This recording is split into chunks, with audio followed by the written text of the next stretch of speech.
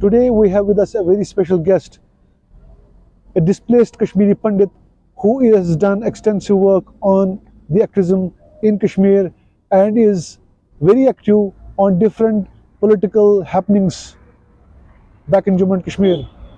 He is someone who was a former banker, now fully involved into Kashmir and its different aspects. Let's welcome Amit Reinah. Amit, thank you so much for joining us. Thank you for inviting me. You have done, there's a lot of transition that has happened in your life from being, in Kashmir to going to Jammu and to Delhi. Tell us something about that. Yes, getting uprooted from home is not an easy thing, and I've always tried to stay connected with the roots, and probably that is what brings me back home quite often and regularly. And then I have seen what the state has gone through in the last 30 years, 33 years, especially on the front of separatism and terrorism, and how has that impacted people across the societies, across the state, whether it was the displacement of Kashmiri Hindu or the sacrifices of people living in Kashmir, facing the terrorism, and especially the Jammu and Kashmir police. So you spoke about Jammu and Kashmir police. Recently you did a book on Jammu and Kashmir police and what you have called in your book the sacrifices they have done, rendered for the service of this place and service of the nation. What is that book all about? See, what I found out and what I perceived, and when I used to go and meet people across the country, there was largely a perception that the security forces that tackle and fight terrorism in Kashmir are the Indian Army and the Central Forces, which is the CRPF and BSF. And people were not aware of the contribution Jammu and Kashmir police has made while fighting terrorism in Kashmir. I'm not saying that our security forces, Indian Army and Central Forces have not done. They have done a human service. But Jammu and Kashmir police was on the forefront when it came to fighting terrorism. And it was more challenging for Jammu and Kashmir police because they came from within the society, within the system. So I thought it is important that I get people across the country to know the contribution, the valor and the sacrifices and the martyrdom that has been the martyrdom that Jammu and Kashmir police officers have attained while fighting terrorism. I think it was one chapter which was missing in the Indian history. What were the main challenges while compiling the book? So there were many challenges. One, identifying the martyrs. Second was that especially when it came to speaking to the victims, the families of the martyrs in Kashmir, especially in the Kashmir region, I did not find them very open. I don't fault them because they lived in a society. They live in a society where you don't know who's your next door neighbor, you don't know who's your friend, maybe an overground worker, maybe a terrorist.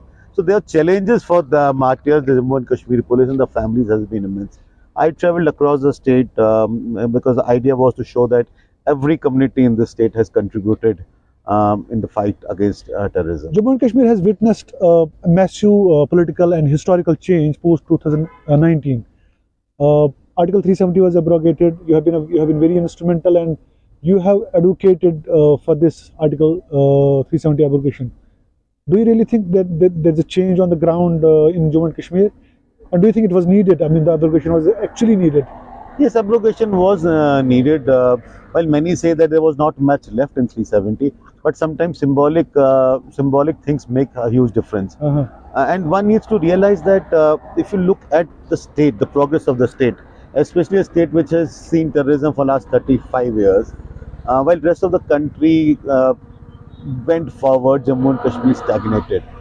And I often tell people that Jammu and Kashmir probably has the best human resources in this country when it comes to IT sector, especially on the BPO front, especially on the tech front.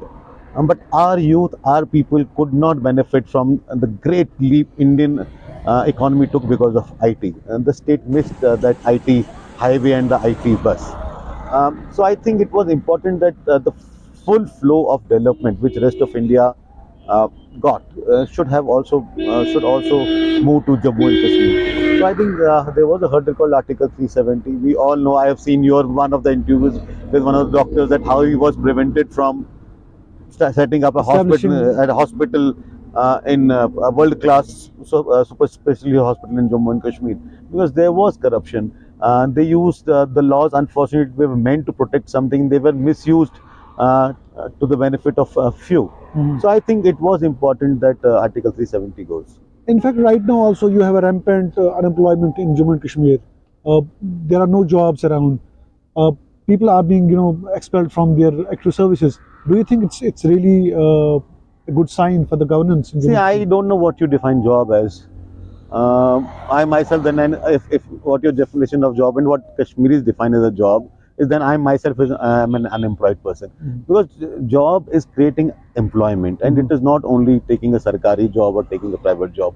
Being an entrepreneur, one should today aspire not only to get himself employed, but also see that he can provide employment to more people. And I think in that front there are enough schemes. While I don't represent the government here, but since I come from the banking industry, I come from the financial industry, there are enough opportunities, enough funding schemes, there are enough benefits available through government schemes, which one can avail and become an entrepreneur, and not only help himself but help the society also. Reinā is also an advocate, a very staunch spokesperson of a very important faction, a very important organization called Roots in Kashmir.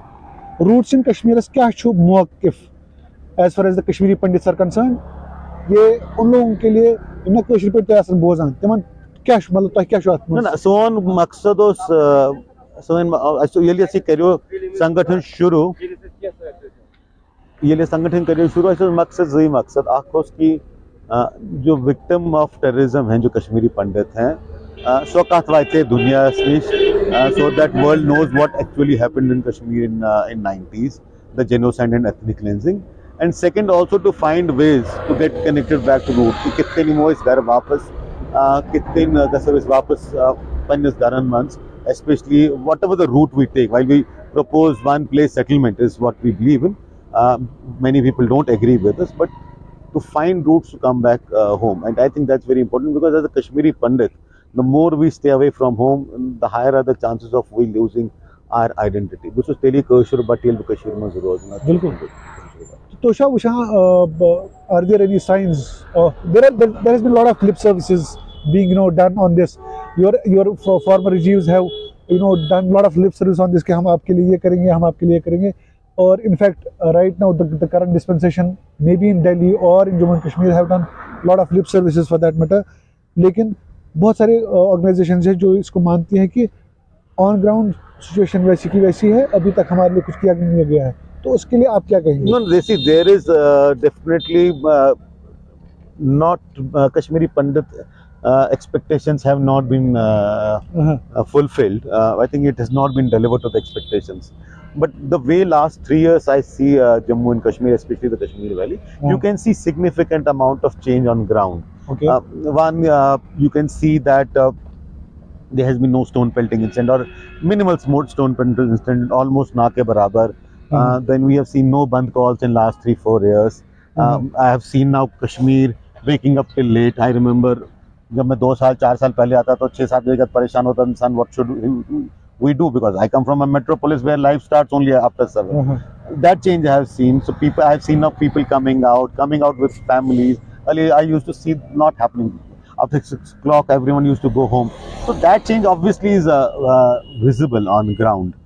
Now there also has been a concern that there has been increase in killing of Hindus, especially, and Kashmiri Pandits in last 2-3 years. So at one side you can see there is a significant amount of improvement. Otherwise, increase in what sense? Like the cases you witnessed in South Kashmir.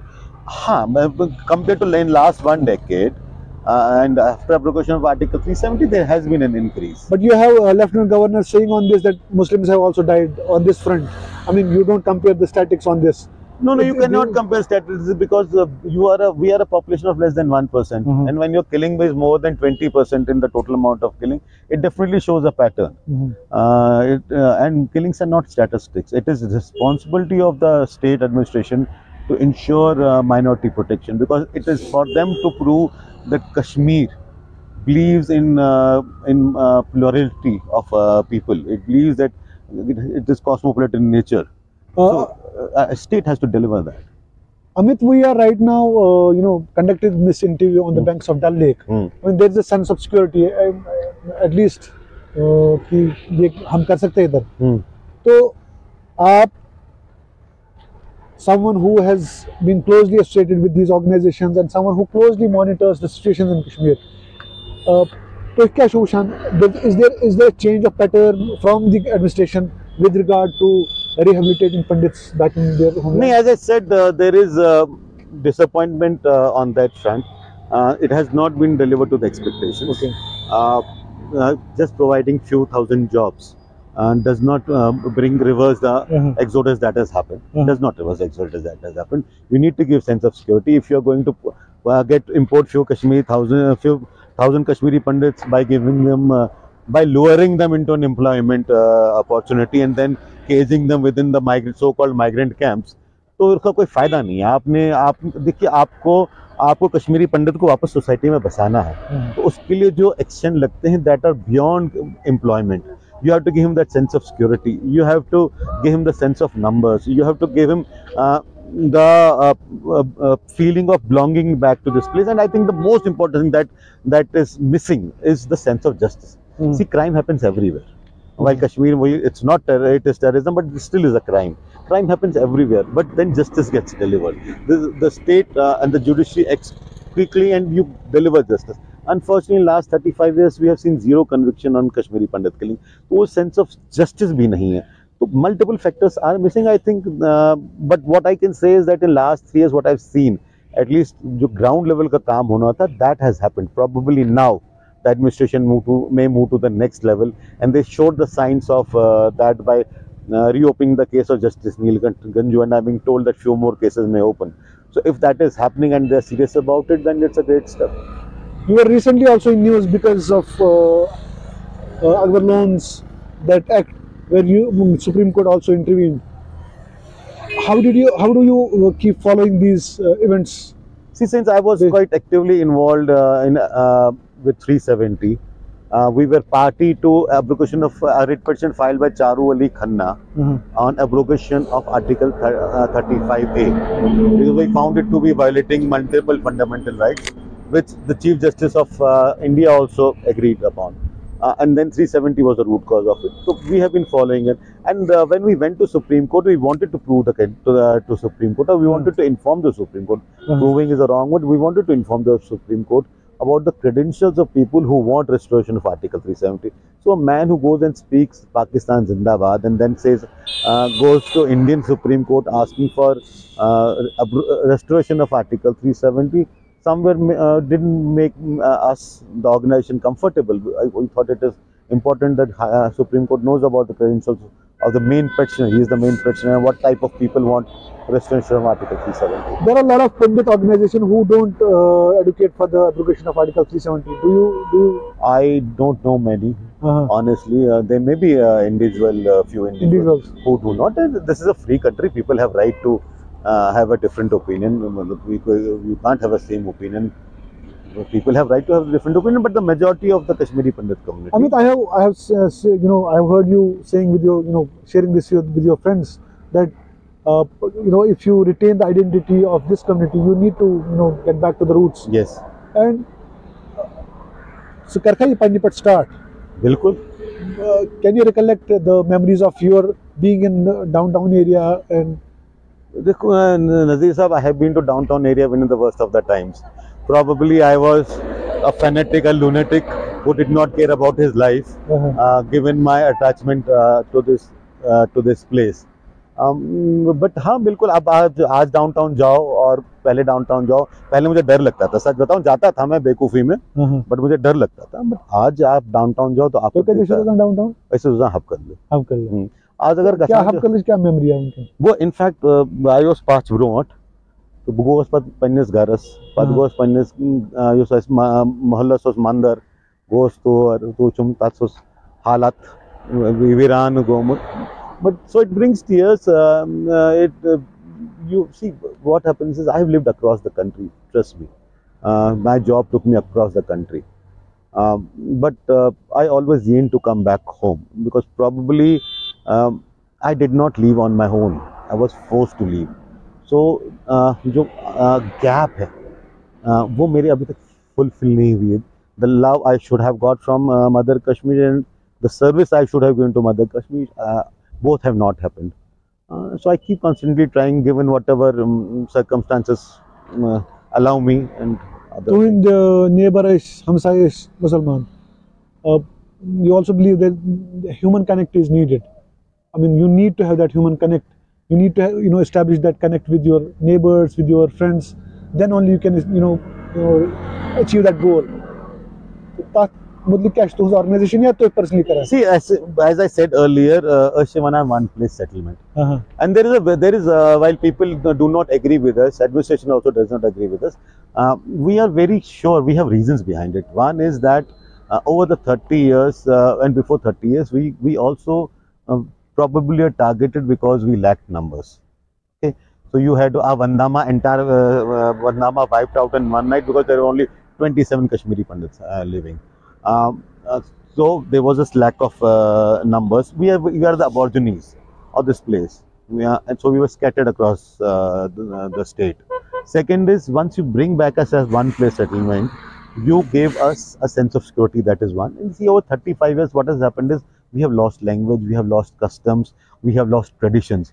अब मुझे कुछ याद है, मेरे एक दोस्त को कुछ और याद है, probably a family living in Pune has something else. So once we start living also together, we pick up what we have lost. What I have lost, I will pick up from someone else. If what I have, someone else has lost, he will pick up. So एक coherence और तीसरा, as I always said, कि once people get that sense of security, then they start going out in the society. They will realize that people can now live in the society, and then they will go back to what was earlier. But today, if you genuinely want Kashmiri Pandits back, you have to give them one place settlement for the sense of security and sense of belonging and getting back what they have lost. But again, it has generated a lot of debate from the community and from within the Kashmiri Pandits. The problem is because it gets misconstrued and misrepresented deliberately by certain sections. When we say one place settlement, we do not say that we live alone. We are not saying कि सिर्फ बटे रोज रहते हैं. Rosa एक सी जाए. You are also welcome to live there. He is also welcome to live there. A Sikh is also welcome to live there. A Christian is also welcome to live there. We are not saying that you gave us a place where only Pandits will live. We are saying that we would like to live in a place which is where we all live and other communities are equally welcome.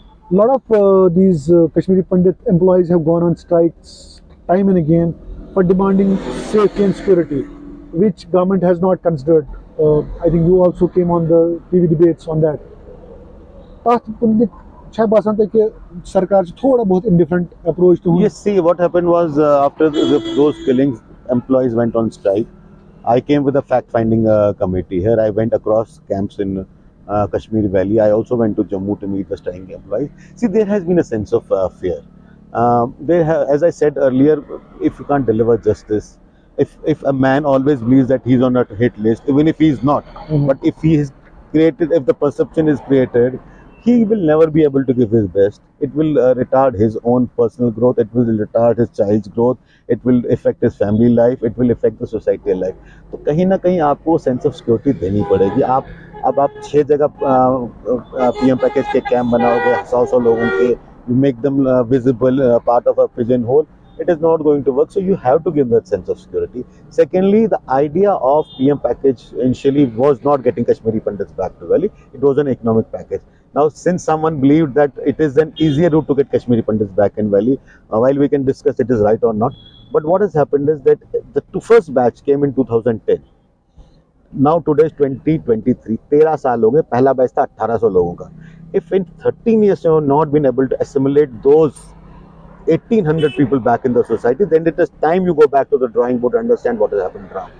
How are you expecting to get back 5 lakh people back into the society when you can't manage with 1300 people? So I think government needs to relook into that situation. Their intentions may not be wrong. Their intentions may be great, but there's something wrong with the strategy for sure.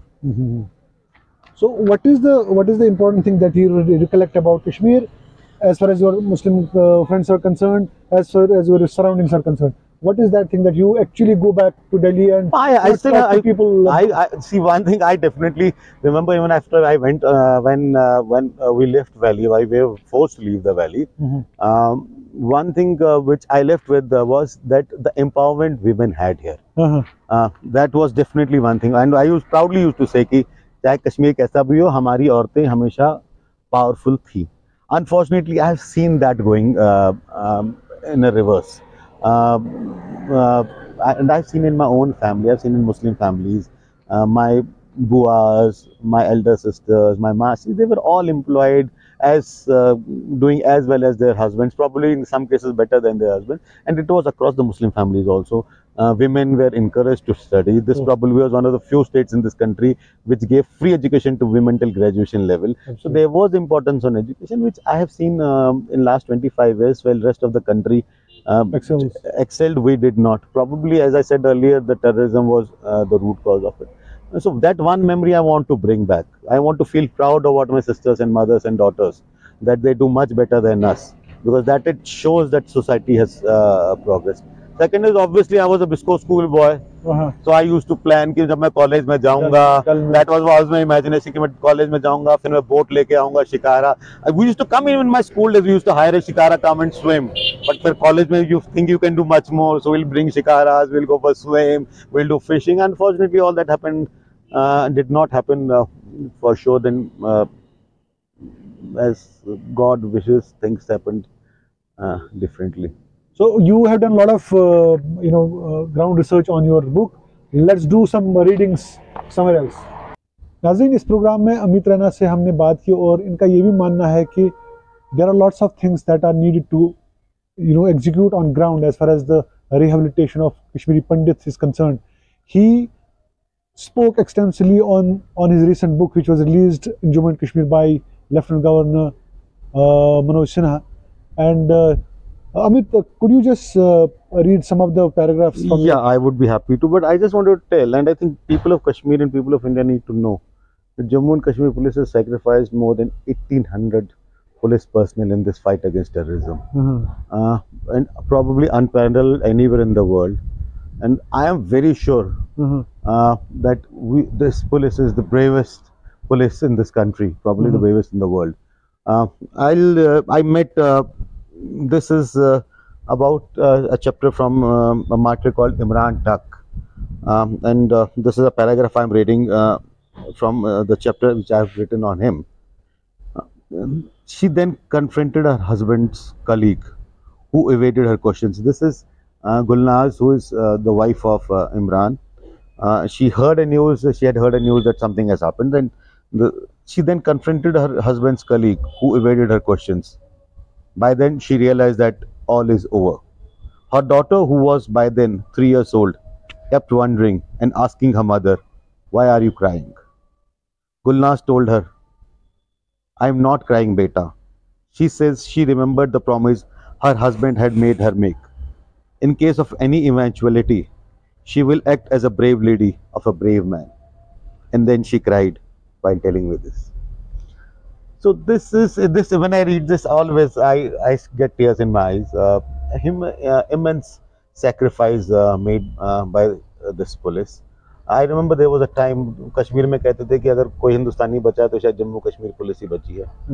And I thought I can do a little bit by recognizing their contribution as a citizen of this country, as a resident of this state, as a domicile of this state.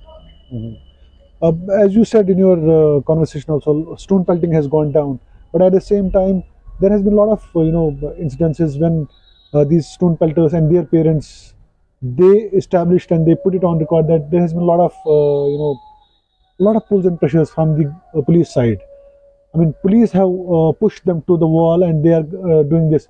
Do you think there has been a change in that paradigm in the See, see, these are hearsays, and if there are allegations, then one needs to get them investigated. But what we see today, see, वो हिंदी में कहावत है, हाथ कंगन को RC क्या. So what we see today is definitely a change. There's a paradigm change, probably in the way the police also functions today, because the society today is trying to change itself. I think the people of Kashmir have also realized the futility of last 30 years. I think we are also fed up with dead bodies we see. We used to see so often. And we are all humans. We all want a normal, happy life for ourselves, our children. We also want a bright future. At the end, I would like to ask this question to you especially, since you are the one supreme advocate of this Article 370 abrogation. When you heard this news for the first time on the TV set, or maybe someone called you, what was your reaction? It's a very interesting story.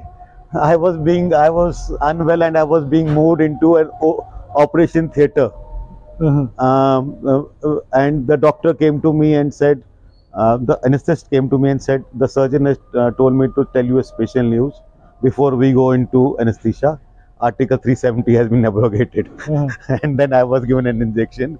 Probably the surgery went fine because I was too happy with the news. And you were immediately put unconscious, right? Yes, I was. So that you don't... I don't jump out of joy. Okay.